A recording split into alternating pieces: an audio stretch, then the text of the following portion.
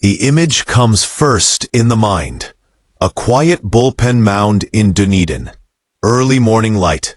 A left-hander standing alone, rolling a baseball between his fingers, as if testing the weight of the future. Ricky Tiedemann has been here before, on the edge of something bigger, yet never this close. For years, the Toronto Blue Jays have spoken about him in careful tones. Promising, electric, fragile, a future ace wrapped in patience. Now, for the first time, the organization is saying the quiet part out loud. He is not just a prospect anymore. He is part of the plan.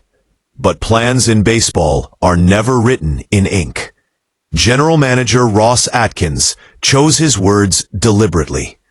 "Hopefully he's a factor for us in our rotation," he said. Hopefully. Not definitely, not immediately. Just enough certainty to signal belief, and just enough hesitation to leave every door open. That tension between readiness and restraint is where this story lives. Ricky Tiedemann is closer than he's ever been. Closer to the majors, closer to relevance, closer to the moment when potential must finally turn into production. And yet, paradoxically, his path has never been less defined. Because the Blue Jays changed the math. The acquisition of Dylan Cease altered the geometry of Toronto's pitching future. Cease is not a placeholder. He is not a bridge. He is a long-term commitment, a frontline presence locked into the rotation for years to come. With him secured, one more chair disappears when the music stops. For a young pitcher knocking on the door, that matters. Cease's arrival doesn't block Tiedemann, not officially, but it removes urgency. It removes desperation. It gives the Blue Jays permission to wait, to experiment, to be creative. And creativity is the word Atkins keeps circling. A bulk role, a hybrid role, something fluid, something modern, something that doesn't force Tiedemann into a traditional starter's box before his body and command are fully ready. This is the new era of pitching development. Fewer rigid labels, more intention, more protection, especially for a left arm this valuable. Because the talent has never been in doubt.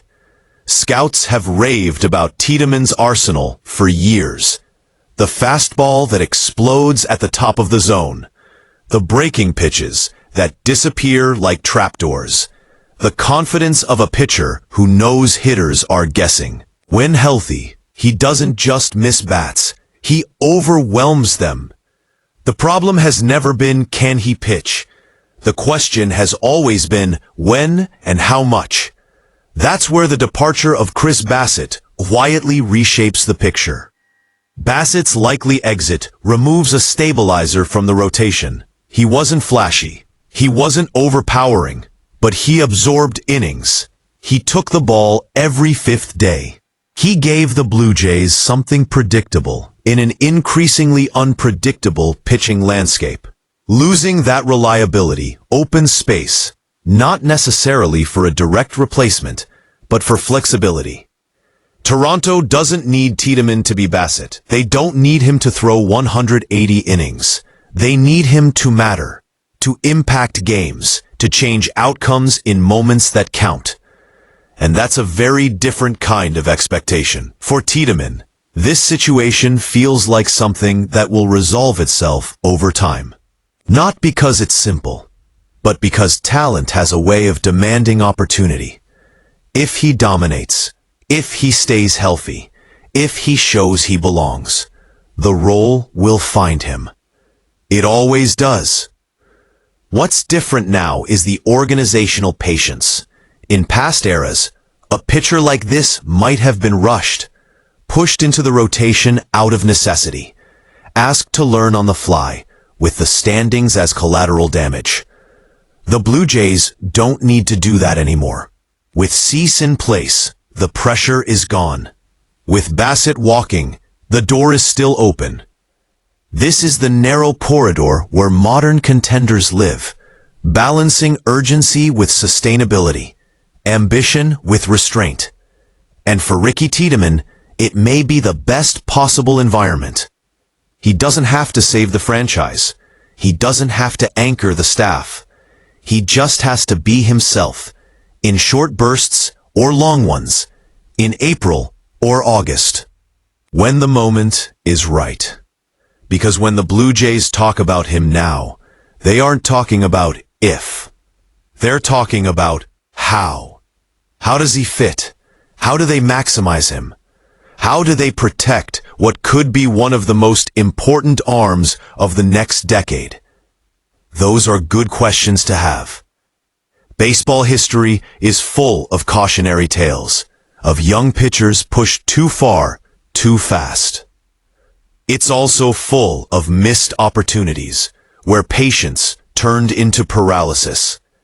Toronto is trying to walk the line between those extremes.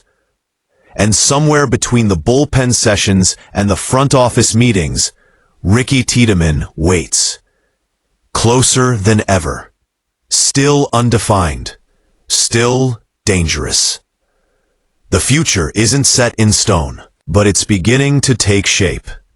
And when it finally does, it may look nothing like we expected. What do you think the right path is for Tiedemann and for the Blue Jays?